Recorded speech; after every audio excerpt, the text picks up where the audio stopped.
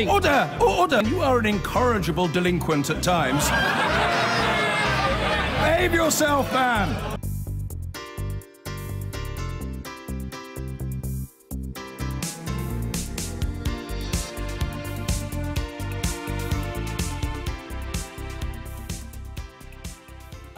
Good evening. Donald Trump is pulling his country out of the Iran nuclear deal. That's what his officials are saying tonight. The man himself is due to speak in the next few minutes.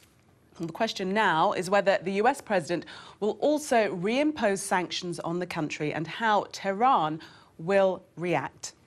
Well, Donald Trump will speak at the White House. We'll be watching this live for when he emerges and, of course, take you straight there to hear what the president has to say. As we say, his office are suggesting that he will withdraw from the deal, but we haven't had it from the horse's mouth, as it were. So in a moment, we'll get the view from the Middle East with our correspondent Alex Rossi, who's in Jerusalem.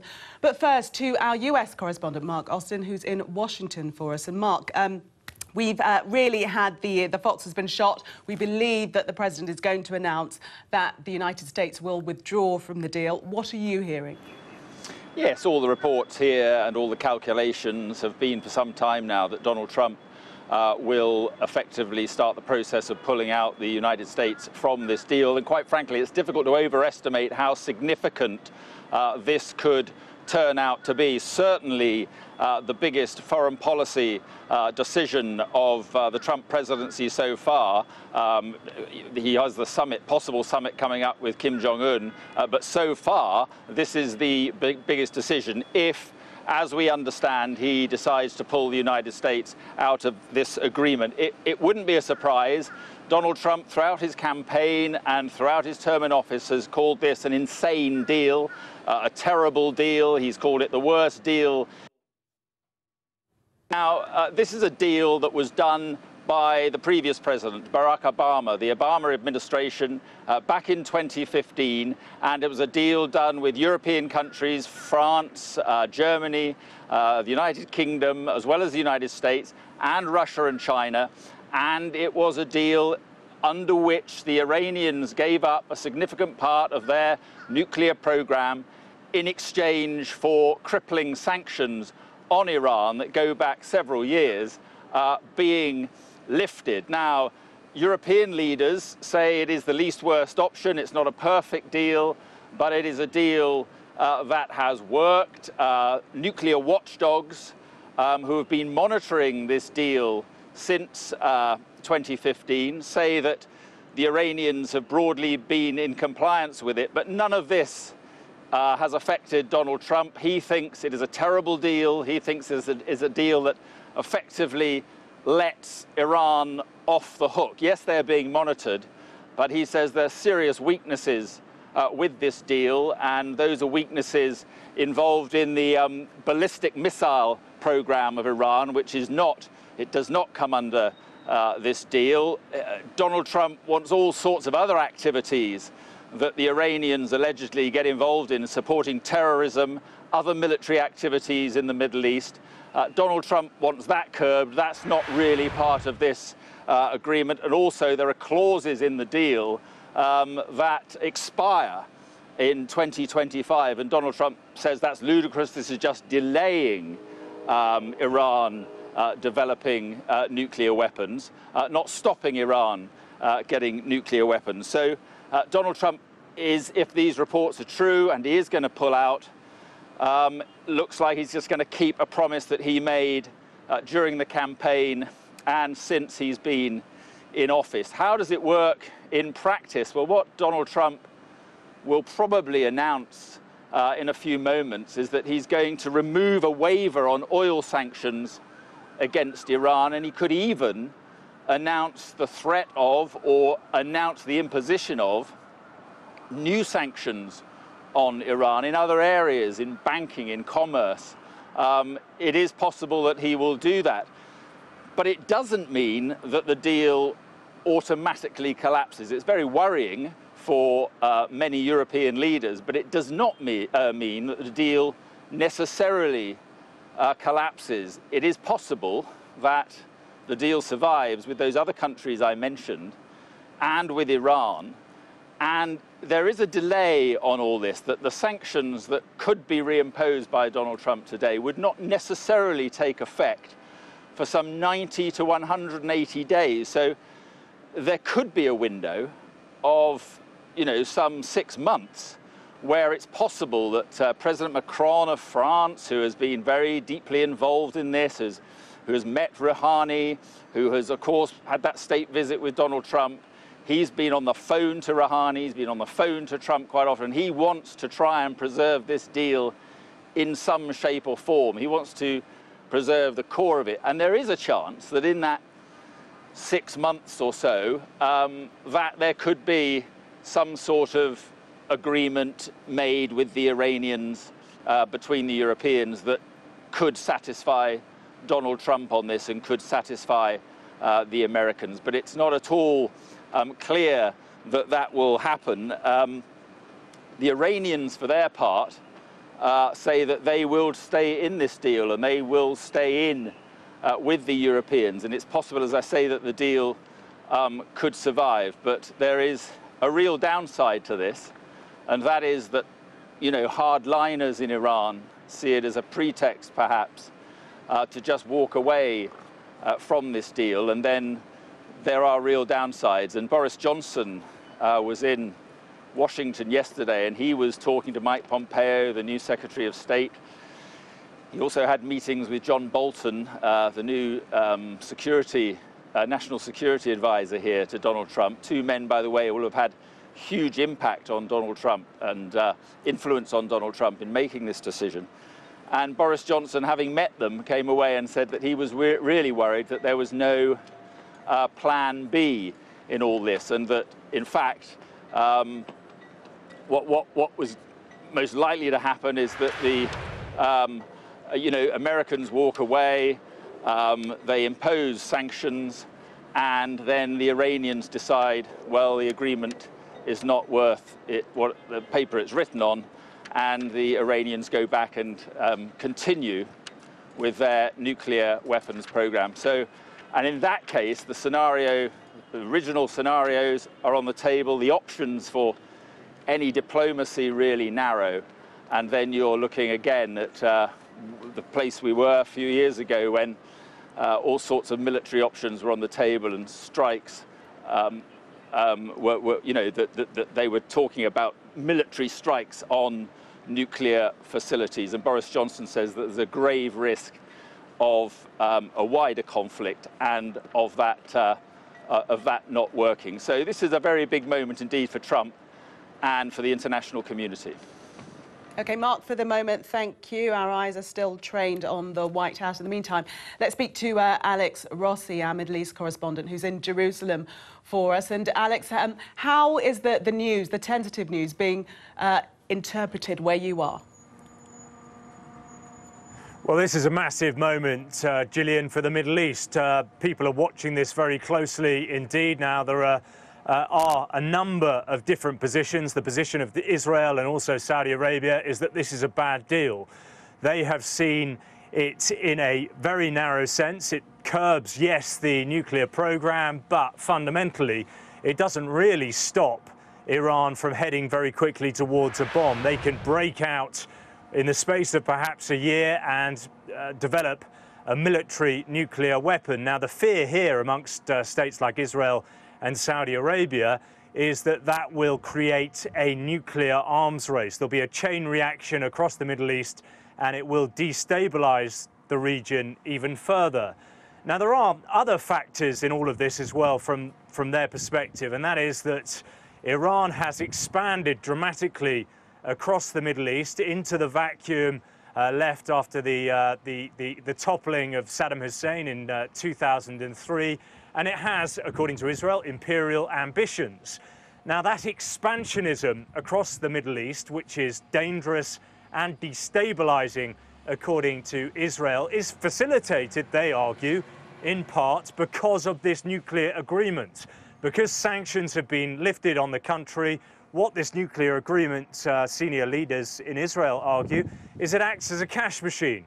It allows them to sponsor Shiite militias in Yemen, in Lebanon, and also in Syria. And as a consequence of that, it is dangerous for other states, particularly the Sunni states, and particular Israel.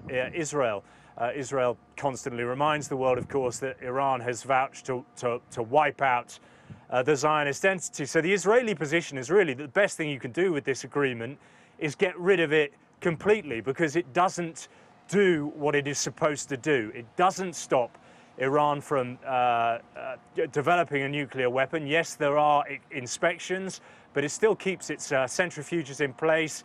If the deal is put to one side, or when the sunset clauses expire, as Mark was explaining, they can start enriching uranium. It also doesn't deal with the other components of a nuclear weapon. So a nuclear weapon has three aspects to it. Firstly, there's the fissile material, the nuclear bit, that this deal deals with. But the bullet aspect of it, it doesn't deal with it, the bit that fissile material goes into. And it also only pays lip service, really, to the ballistic missile, the delivery system of the nuclear bomb. Under the agreement, Iran agrees not to test and develop its ballistic program for the next 8 years, but it's not bound by that agreement in terms of any sanctions. And Iran has tested ballistic missiles over the last several months, long range, medium range, and short range. And as a consequence of that, if you take the agreement out of the equation, we're going to cross to the White House now. Alex, sorry to cut you. Let's listen into what the president has to say. My fellow Americans, today I want to update the world on our efforts to prevent Iran from acquiring a nuclear weapon. The Iranian regime is the leading state sponsor of terror. It exports dangerous missiles, fuels conflicts across the Middle East, and supports terrorist proxies and militias such as Hezbollah, Hamas, the Taliban, and Al-Qaeda. Over the years, Iran and its proxies have bombed American embassies and military installations, murdered hundreds of American service members, and kidnapped, imprisoned, and tortured American citizens. The Iranian regime has funded its long reign of chaos and terror by plundering the wealth of its own people. No action taken by the regime has been more dangerous than its pursuit of nuclear weapons and the means of delivering them. In 2015, the previous administration joined with other nations in a deal regarding Iran's nuclear program. This agreement was known as the Joint Comprehensive Plan of Action, or JCPOA. In theory, the so-called Iran deal was supposed to protect the United States and our allies from the lunacy of an Iranian nuclear bomb, a weapon that will only endanger the survival of the Iranian regime. In fact, the deal allowed Iran to continue enriching uranium and, over time, reach the brink of a nuclear breakout. The deal lifted crippling economic sanctions on Iran in exchange for very weak limits on the regime's nuclear activity and no limits at all on its other malign behavior, including its sinister activities in Syria, Yemen, and other places all around the world. In other words, at the point when the United States had maximum leverage, this disastrous deal gave this regime, and it's a regime of great terror, many billions of dollars, some of it in actual cash. A great embarrassment to me as a citizen and to all citizens of the United States. A constructive deal could easily have been struck at the time, but it wasn't. At the heart of the Iran deal was a giant fiction that a murderous regime desired only a peaceful nuclear energy program. Today, we have definitive proof that this Iranian promise was a lie.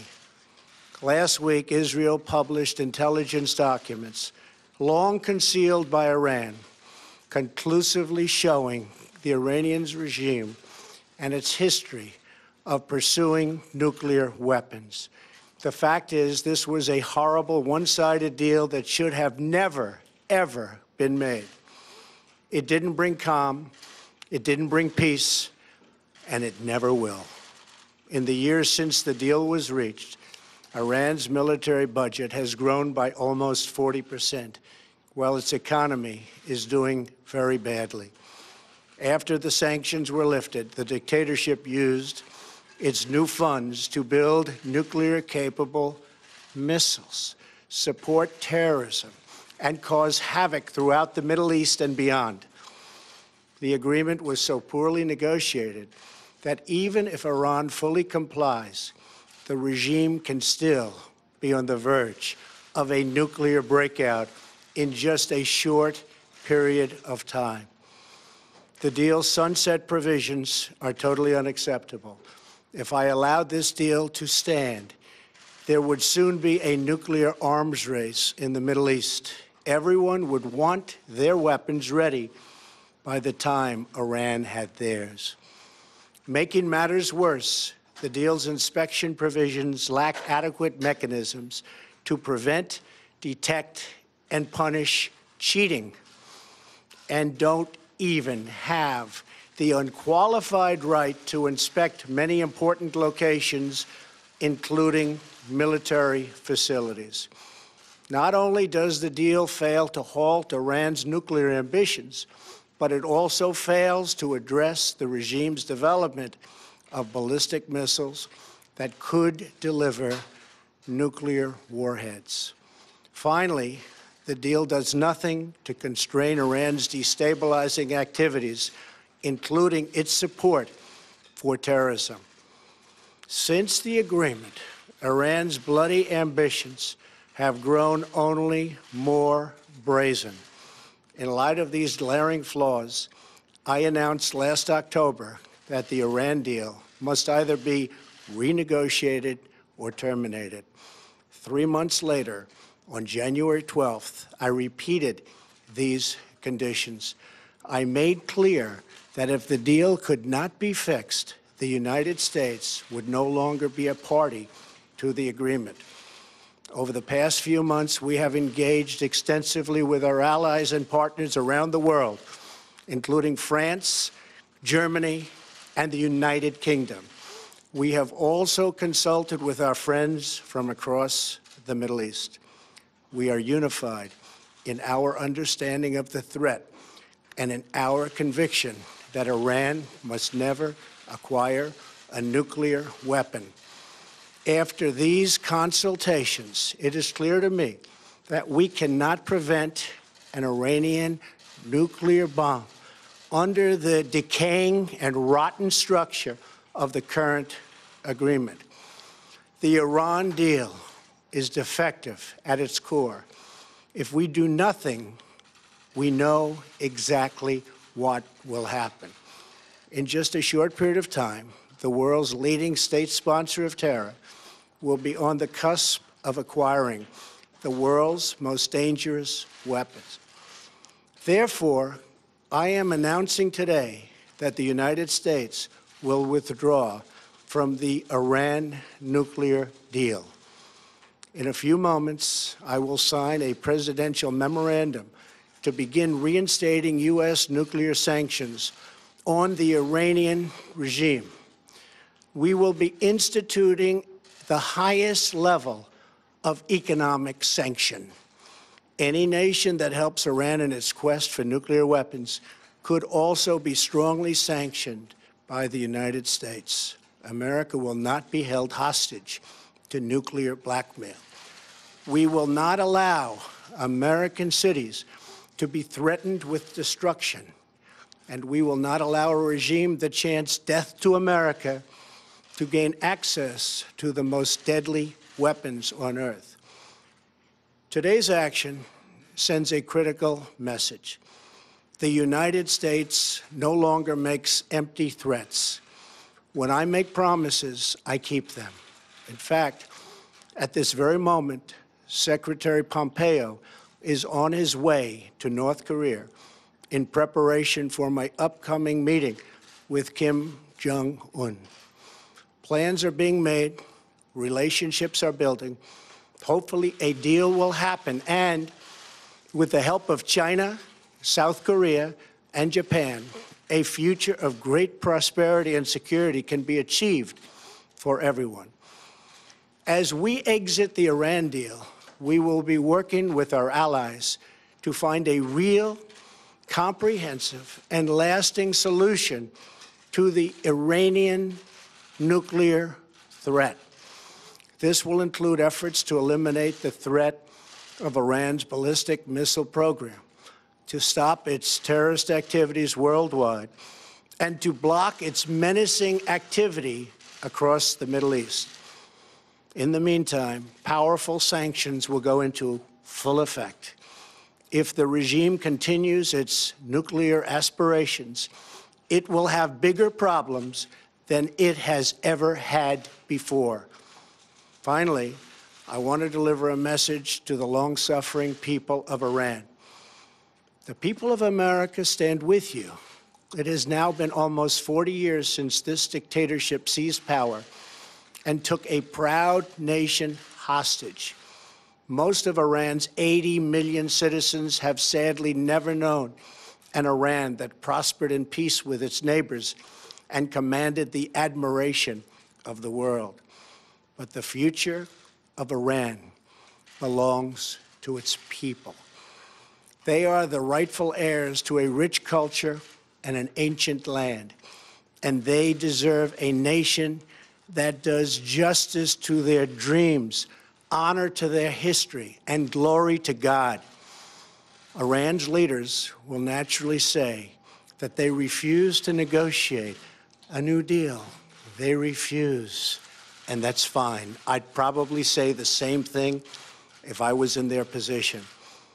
But the fact is, they are going to want to make a new and lasting deal, one that benefits all of Iran and the Iranian people. When they do, I am ready, willing, and able. Great things can happen for Iran, and great things can happen for the peace and stability that we all want in the Middle East. There has been enough suffering, death, and destruction. Let it end now. Thank you. God bless you. Thank you.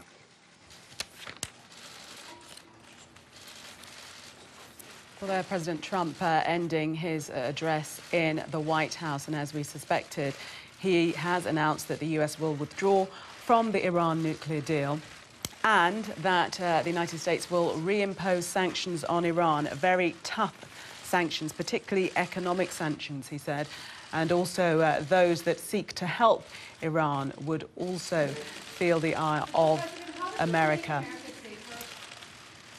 There might be some questions to the President. Let's listen into those. Thank you very much. This will make America much safer. Thank you very much. Pompeo bringing the detainees home? Secretary Pompeo is right now going to North Korea. He will be there very shortly in a matter of virtual, probably an hour. He's got meetings set up. We have our meeting scheduled. We have our meeting set. The location is picked, the time and date, everything is picked, and we look forward to have a very great success. We think relationships are building with North Korea. We'll see how it all works out. Maybe it will, maybe it won't.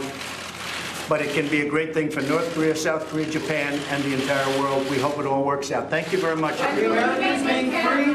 Are the Americans being free? Are the Americans being free? We'll all soon be finding out. We will soon be finding out. It would be a great thing if they are. We'll soon be finding out. Thank you very much. Well, during his address, the president described the Iranian regime as the leading state sponsors of terrorists. Over the years, he said that they've murdered hundreds of American servicemen and supported the reign of terror by plundering the wealth of their own people. The deal, as we know, was struck in 2015, and the president said that that allowed Iran to continue enriching uranium, and it lifted crippling sanctions. Those sanctions now to return because the United States has withdrawn from the deal.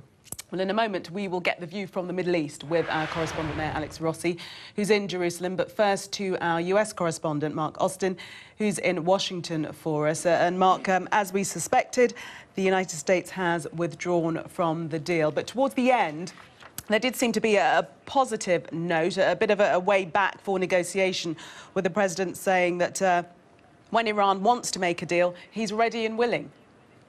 Yeah, well, I suppose a marginal positive note, but this, make no mistake about this, this was a hugely uncompromising speech from Donald Trump, and that memorandum that you saw him sign just there could have really serious consequences in the coming months.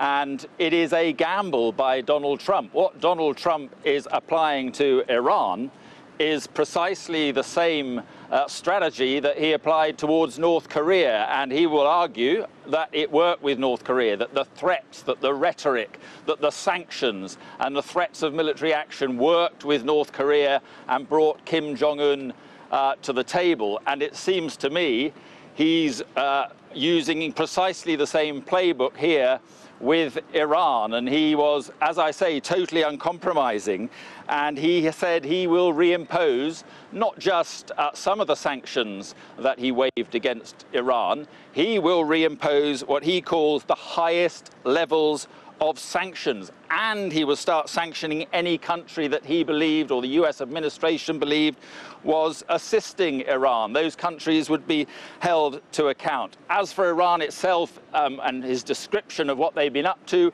again, totally uncompromising, the leading state sponsor of terror, fueling conflicts across the Middle East, supporting Hezbollah, supporting Hamas, supporting the Taliban, supporting Al-Qaeda. Then he talked about the deal. It was meant to prevent what he called the lunacy of Iran. He says it's allowed Iran to continue nuclear enrichment. He said there were very weak limits, his words, on the nuclear monitoring and the monitoring of what was going on inside Iran's nuclear sites.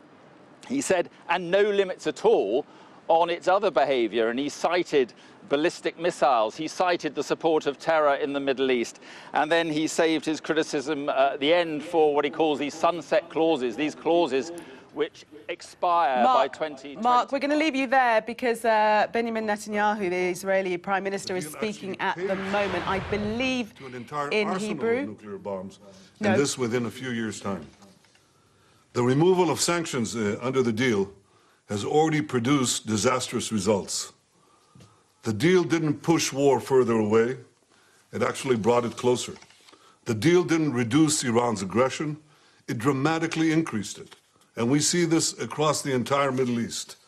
Since the deal, we've seen the Iran aggression grow every day in Iraq, in Lebanon, in Yemen, in Gaza, and most of all, in Syria, where Iran is trying to establish military bases from which to attack Israel. Despite the deal, the terrorist regime in Tehran is developing a ballistic missile capability, ballistic missiles far and wide to many parts of the world. And as we exposed last week, since the deal, Iran intensified its efforts to hide its secret nuclear weapons program. So if you leave all of this unchanged, all this combined is a recipe for disaster, a disaster for our region, a disaster for the peace of the world. This is why Israel thinks that President Trump did an historic move. And this is why Israel thanks President Trump for his courageous leadership, his commitment to confront the terrorist regime in Tehran, and his commitment to ensure that Iran never gets nuclear weapons. Not today, not in a decade, not ever. Thank you. So Benjamin Netanyahu, the Israeli Prime Minister, finishing his address there. Alex Rossi, our Middle East correspondent, is standing by in Jerusalem for us. And Alex, that is exactly what we would expect to hear from the Israeli Prime Minister. He thanked Donald Trump for withdrawing from this disastrous deal. Yeah, and it's also in abbreviated form almost exactly what we heard from Donald Trump. I mean, I was in a briefing with senior Israeli leaders on Sunday, and actually what they told us in that meeting could have been copy and pasted and sent to the White House for Donald Trump to say before he signs that memorandum.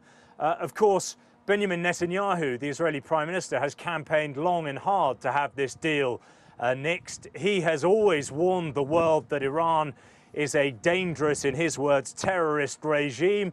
And as far as he's concerned, the deal brokered in 2015 enables Iran to push its aggressive agenda across the Middle East. He says, of course, that that is happening. And we're seeing the consequences of that in Yemen. We're seeing it in Iraq. We've seen it in, according to the Israelis, many years now in Lebanon with the Shiite militia Hezbollah. And of course, we are seeing, from the Israeli perspective, Iran bedding down very, very strongly in Syria and moving arms, weapons and fighters towards the border with Israel on the occupied Golan Heights. So he will be very, very pleased about this deal. You also got the sense as well, and we've perhaps had this now for more than a week, that this has all been very well choreographed with Washington. Remember, on Monday night last week, Benjamin Netanyahu took to the television studios, the cameras of the world rolling, as he revealed this massive cache of intelligence that had been stolen by Mossad agents from Tehran. Their argument is that Iran has always lied about its nuclear program, even when it said it didn't have one. Back in 2003, it had something called Project Ahmad. It was developing a military nuclear capability, and although it signed this deal, and when it signed the deal, it declared that it never had that program, of course, it mothballed its program. It didn't just mothball it, it span it off in different directions so that if the time came, if the place came, it could reawaken it. It could reinvigorate that nuclear program and very, very quickly indeed get to breakout potential.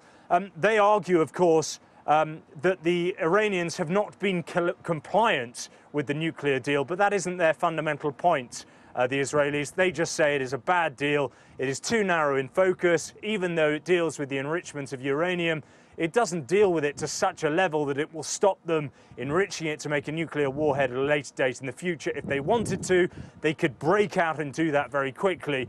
But it also does not address the ballistic missile program, the delivery system. That can carry on in parallel, even whilst the Israelis argue the Iranians can enrich themselves as a result of the lifting of sanctions. So it's a bad deal. They will be very pleased, of course, that it has now been abandoned by Donald Trump. And as Mark Austin was saying in Washington, not just simply abandoned. He's not just withdrawn from it. He is going to put in place now really, really heavy sanctions. If there was a question about whether the other signatories could carry on, if those sanctions do kick in, I think it will be very difficult for it to carry on. There is, of course, that window for a new deal, but it isn't looking very likely at the moment. OK, Alex, thank you. We're going to take you to the EU foreign policy spokesman, Federica Mogherini, there speaking. Let's listen in.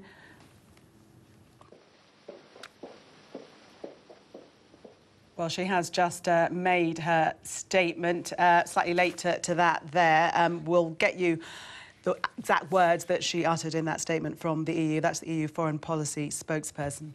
In the meantime, the Iran nuclear deal was agreed in 2015 and designed to reduce decades of international tension about Iran's attempts to develop a nuclear weapon. It was in the 1950s that Iran started its civil nuclear program with an agreement between the US and the Shah that the US will provide a nuclear research reactor in Tehran and power plants. But in 1979, when the Islamic Revolution brought Ayatollah Khomeini to power, Iran cut the involvement of Western powers in its nuclear program. And in 1984, with Saddam Hussein pursuing a nuclear program in Iraq, Ayatollah Khomeini secretly decided to restart Iran's program. By the early 2000s, experts agreed that Iran had started efforts to build the bomb. Years of wrangling over the issue began. After decades of sanctions and isolation, a deal is reached on Iran's nuclear program in July 2015. It took 2 years of negotiations. Under the Joint Comprehensive Plan of Action, Iran agrees to give up most of its nuclear material and destroy most of its capability to make any more. The deal was designed only to tackle Iran's nuclear program. Its critics say Iran should be challenged on other issues too. They accuse Iran of developing and exporting ballistic missile technology, trying to destabilise the region with proxy forces in Yemen, Syria and Lebanon, and fomenting terrorism and unrest. Well, our diplomatic editor, Dominic Waghorn, is here, and Professor Malcolm Chalmers, the Deputy Director General of the Royal United Services Institute. Welcome to you both. Dominic, if I come to you first, we sat here together and listened to President Trump make that address in the White House. Absolutely bellicose, one might say, very strong words, saying that the sanctions that would be imposed would be immediate and would be very hard. Yeah, that's what he's saying, and certainly no echo of what his aides and White House officials have been saying off the record or background briefing earlier in the day, which was that these sanctions may not be imposed for 90 days. He may not lift the waivers on sanctions for 90 days, and then there's another option of 90 days after that. So what he was saying there was that these sanctions will be imposed straight away, and as you say, they're going to be imposed at the highest level. So we have to have more detail, I think, still from the White House, but certainly what he was saying there was sounding completely uncompromising. So on the face of it, we have is a deal that took 2 years or so to negotiate with all these countries. The American government has decided that Iran is complying with that deal, and despite that, America is now, I think we're using the word withdrawal, but if sanctions are reimposed, is effectively violating that agreement. It is doing what it says Iran is, or what President Trump says Iran has been doing, which is violating the agreement, even though his own State Department says Iran has not been violating the agreement. So Donald Trump is, under Donald Trump, America will be violating this agreement, imposing these sanctions, having agreed with all these partners and with Iran that it would be part of this agreement. So it's more than about just Iran and about America. This is about America standing in the world, about its credibility as well. And, you know, since the Second World War, America's word has been its bond, and that has formed one of the sort of fundamental foundations or bedrocks, if you like, of the post-World War world order. If we now have an America that can make a deal under one president and then under the other walk away from it, that undermines, I think, the world order, but also, obviously, American credibility. He said, Donald Trump, in this address, when I make promises, I keep them. Well, if he goes ahead with what he said tonight, the same cannot be said for America. Professor Chalmers, just to bring you in here, we're hearing that France, Germany and the UK are saying that they regret the US decision this evening. We're just hearing that President Rouhani is speaking, but I think we can't bring that to you just yet. We can probably see the pictures.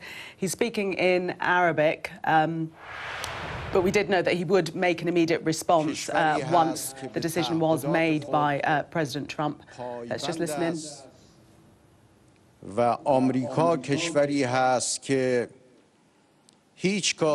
Yes, he is actually speaking Farsi there. Correction, not Arabic. He's speaking Farsi. Professor Chalmers, just to come to you, following on from what Dominic was saying, that this is about America's standing in the world, and we've heard that France, Germany and the UK regret this decision. Where does that leave the relationship with these other signatories to the deal? Well, I think regret is quite a diplomatic term for the view of the European countries which were intimately involved in negotiating this deal. The fact that President Macron, Chancellor Merkel, our own Foreign Secretary have been in Washington with the specific purpose of trying to persuade President Trump to change his mind is indicative of how important this is to Europeans. And I think it's critical to remember that for sanctions, for the reimposition of sanctions to make a difference, that's not going to be primarily about American business. America does relatively little business with Iran right now and hasn't done since the revolution. It's European countries and other countries which have increased their trade with Iran since this deal was made, and therefore the reaction of European countries to the reimposition of those sanctions, which is designed to affect the way European businesses work will be absolutely critical in the days ahead. And we saw Macron make that state visit to America. They seem to get on very well, seem to have a lot in common. People referring to it as the latest bromance. And we know that today he spoke to Macron on the phone, but all to no avail. I think there are limits to how much bromance and atmospherics matter in these issues of state. This is an issue which Donald Trump campaigned on. He campaigned on this being a bad deal. He's putting it into practice. Actually, Donald Trump, people say he's unpredictable, but actually he does what he says on many of these key issues, and he's doing that here. But this is shaping up to be the deepest crisis in transatlantic security relations we've had for some time. And unlike in 2002, 2003 over Iraq, it's one in which the UK is in exactly the same position as France and Germany. Do you think this might be the tough talking that we see before some negotiation, in the same way that we saw with North Korea and you know, the bellicose chat of Little Rocket Man, and now we're at a position where he's actually going to meet with Kim Jong-un? Could this be the similar situation or not? Anything's possible, but that feels most unlikely to me, not least because the United States is not simply criticising the nuclear deal as such, the nature of the inspection provisions and so on, where you could make some changes. It's broadening the agenda to Iran's entire foreign policy position, what it's doing in Iraq and Syria and Yemen, its ballistic missile program. And the idea that you can have a negotiation bringing all those onto the table, I think, is most unrealistic. What I think the United States believes, Mr. Trump's key advisors believe, is that the Iranian regime is actually much weaker than most of us think. And tough economic sanctions can, in some sense, bring down the regime or make it radically change its position. And that's certainly not the assessment of any of the key European governments. And we're hearing from Rouhani speaking in Farsi there, but he said that the US have never fulfilled their commitment under the deal. And previously, we've heard that Iran was saying that the deal perhaps could continue without the participation of America. Do you think that's likely?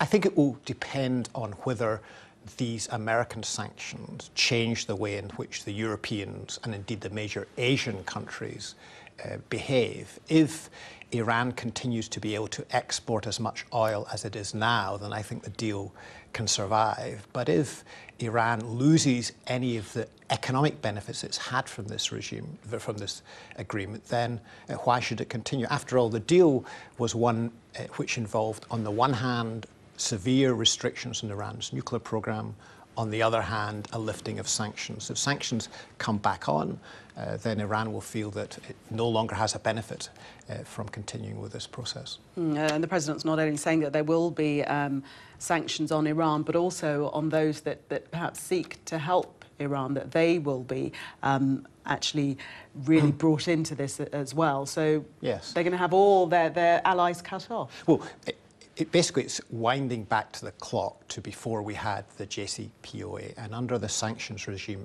at that time, the critical element, the most important element of those sanctions, was the role of the US Treasury in using the global role of the dollar to effectively prevent not only Europeans, but South Koreans, Indians, other countries around the world from trading with Iran. Now, if we're going to go back to that period in which Iran's oil exports are progressively choked, then the Iranian regime will be plunged into a significant economic crisis. But it will also create enormous political forces within Iran to say, enough is enough, we will pull out of this deal. That doesn't mean that Iran will suddenly break through to acquiring a nuclear weapon. It's given up so much of its enriched uranium. It's 98%, isn't it? Almost that, and decommissioned its plutonium production facilities. So it will take some time for it to do that, but it could very quickly move to a situation in which its activities are much less visible than they are now. Under this current arrangement, there's a very high degree of visibility. There are atmospheric samplings, there are around-the-clock CCTV and so on at Iranian facilities, and those could be closed off immediately if Iran was to pull out of this deal.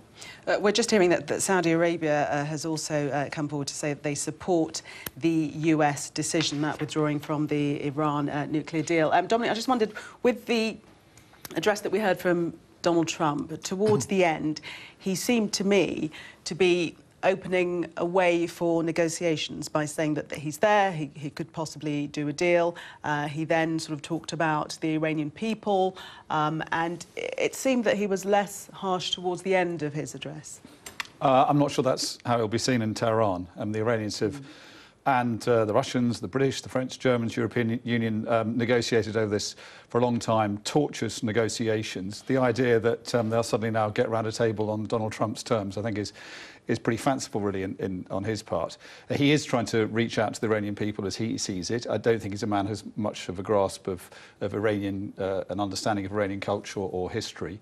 And I think, as Malcolm was saying, I think that his administration does believe that this regime is weak, and with enough economic pressure and other pressure, maybe it will collapse and crumble. We saw a lot of unrest and protests in Iran this year. I think a lot of people also believe that is a miscalculation.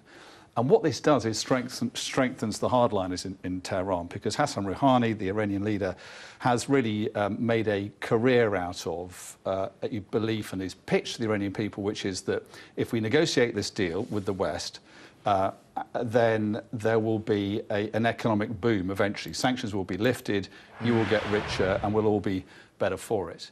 Now, that pitch, that vision, is now in tatters after what Donald Trump has done, and his pitch to the Iranian people now means very little in the fact we have an American president now who's gone back on the word of his predecessor. So the hardliners in Tehran have said, don't believe the Americans, don't believe the West, this is not going to happen. And effectively, they've been vindicated by what Donald Trump has done today. So rather intriguingly, we have Donald Trump and the Israelis pretty much on the same side, at least in those terms, as the hardliners in Tehran.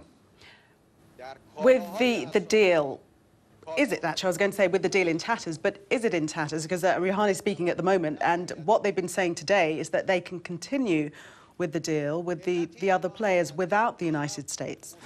Yeah, and I think that's as I agree with Malcolm, that that is what's crucial to that is if the Europeans can carry on trading with the Iranians, even if Americans pull out, withdraw, violate the deal, whatever you want to call it. Now, that only really works if the Americans don't bring about sanctions that are so punishing to the Europeans for trading with the Iranians that the Europeans can't carry on. So the Europeans, I mean, there's been a lot of complaint from European companies and British companies in particular that America has used its banking regulations and other levers to make it very difficult to trade with the Iranians. Now, if that continues and only gets worse, then the Europeans will not be able to trade with Iran. The Iranians won't be able to claim that this deal has made them in any way more prosperous. The hardliners will prevail. The Rouhani government will eventually fall. And then you have the kind of people in charge in Tehran that Donald Trump has said he doesn't want to have in charge in Tehran. And ultimately, you could see hardliners going back to trying to build the bomb and using that kind of nuclear blackmail, which they've been accused of doing in the past, to extract concessions from the West. So ultimately, are we looking at possible regime change in the long term? Is that the ultimate goal?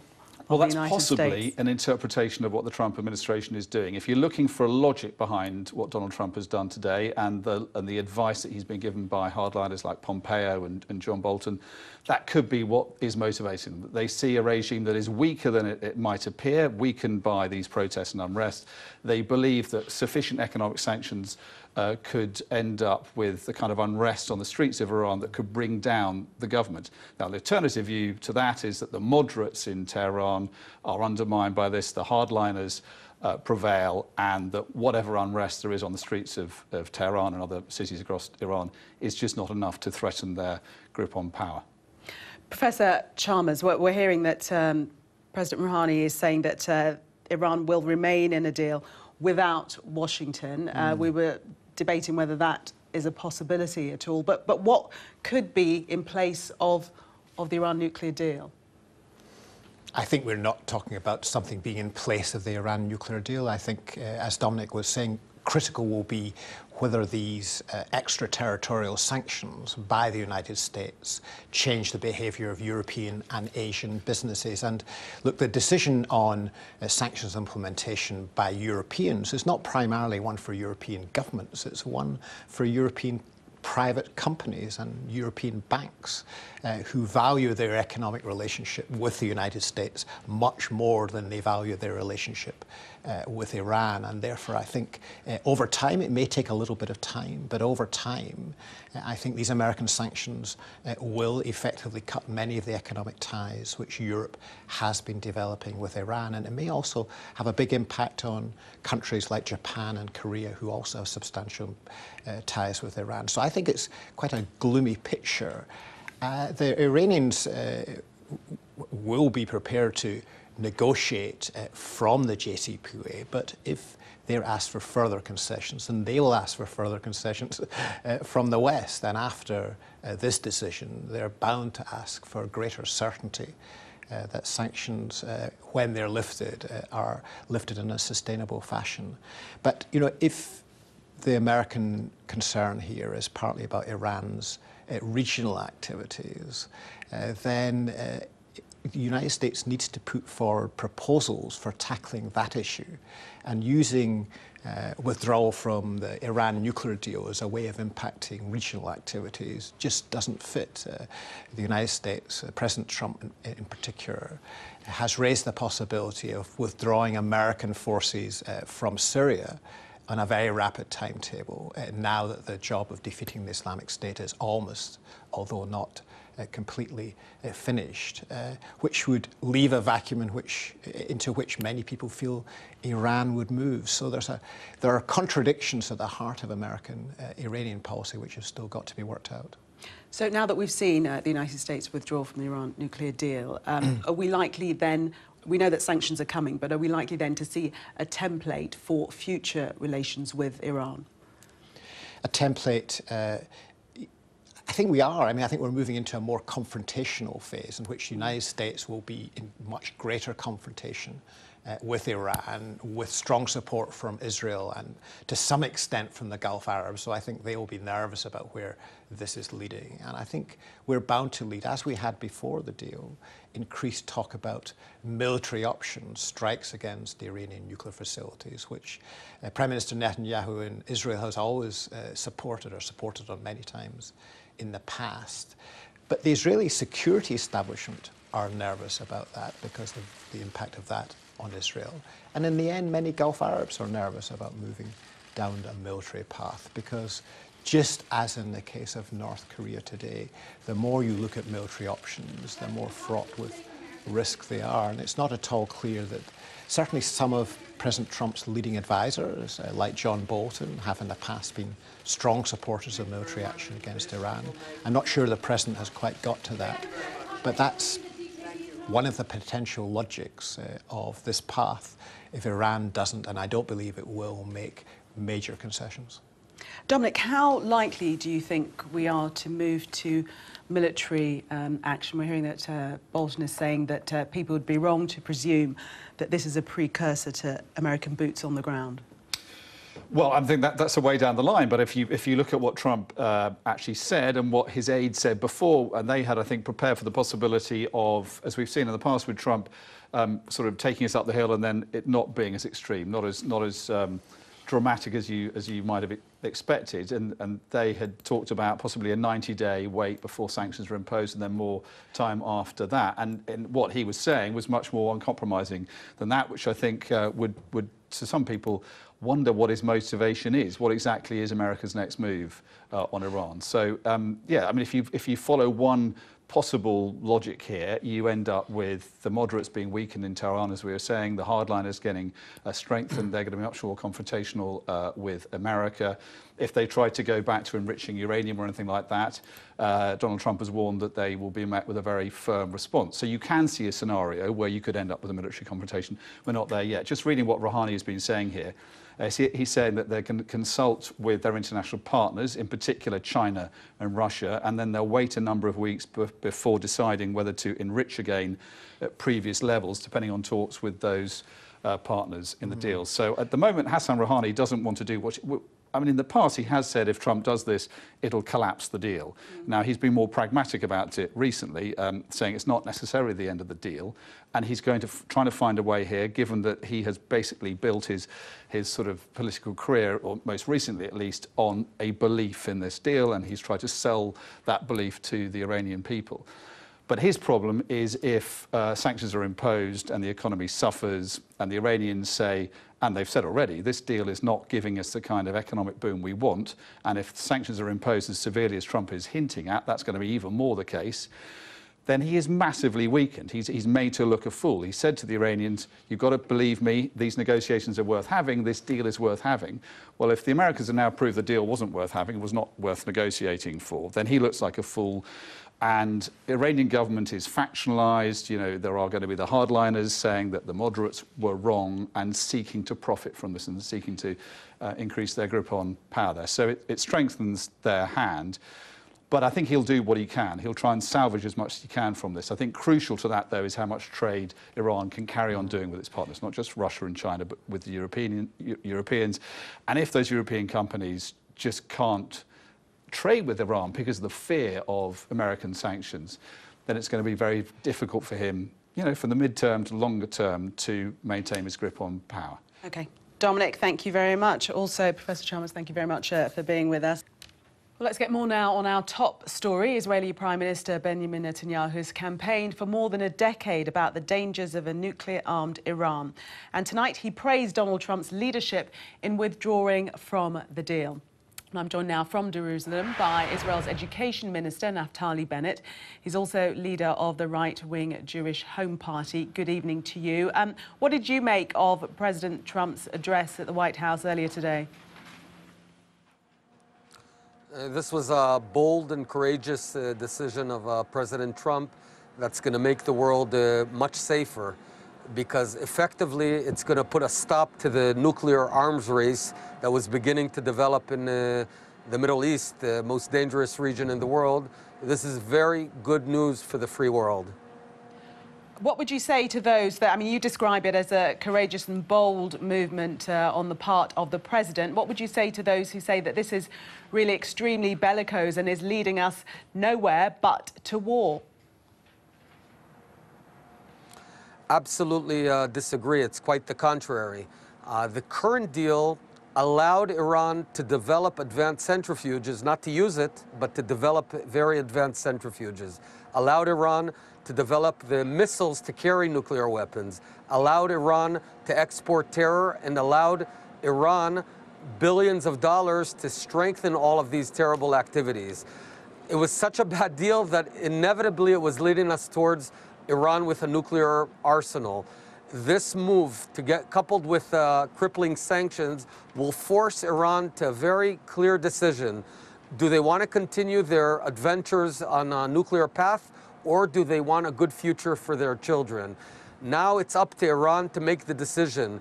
Do they want to waste the resources of their future or build their country? Doesn't this withdrawal from the deal, though, put Israel in a more precarious position? It leaves you more exposed, doesn't it?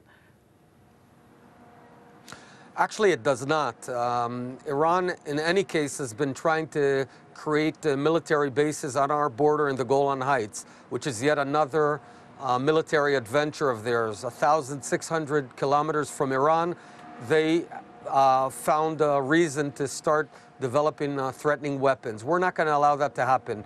The deal, in fact, weakens Iran because it hurts their economy, and then they have to focus inward domestically instead of continuing these adventures.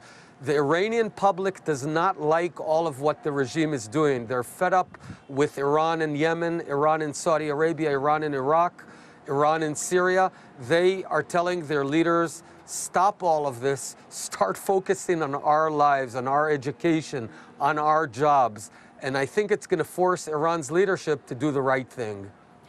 Tougher economic sanctions, as President Trump is intimating that he would like to put in extremely tough economic sanctions, not just on Iran, but for those that would support them. That's going to back Iran into a corner. When an animal is wounded and it's backed into a corner, it tends to strike out. In theory, that may be the case, but Iran is led by people who are very adroit. They are very radical, but they're not stupid. And they understand that if they want to continue all these wars in the region, continue killing people, helping Syria kill 500,000 of its civilians, it's just going to exhaust itself economically. And they understand that it's a time of reckoning. They need to make a decision. And I think their public now understands that their leadership has pulled them away. Benjamin Netanyahu said in his speech that the deal saw Iran's aggression multiply day by day. Do you really think that that aggression will decrease now? It'll take time, but the answer is yes. History has taught us that when you fight an aggressor that's developing, if you do it and you nip it in the bud early on, which is what we're doing right now, you can actually stop it. If you prefer to enjoy and elude yourself into false sense of security, which was what the deal did, we'd be meeting a very powerful Iran 4 or 5 years down the road. And today, we looked at reality as it is, and it's a tough reality, and we said, and President Trump said, I'm not going to allow that to develop. I believe that it's 90 to 180 days before any sanctions come into play. And towards the end of his address, President Trump did say that he was almost extending a hand. A deal could be done. Is that your preferred option? Is negotiating your preferred option? And do you think it's possible? Absolutely. A deal that would stop Iran's development of missiles. A deal that would stop Iran's R&D on advanced centrifuges. That would stop Iran's export of terror. That's all we want. If they stop those 3 activities, that's the right deal that should have been done to begin with, and that's something that Israel would vehemently support. Naftali Bennett, thank you very much for speaking to us, Israel's education minister there. Thank you.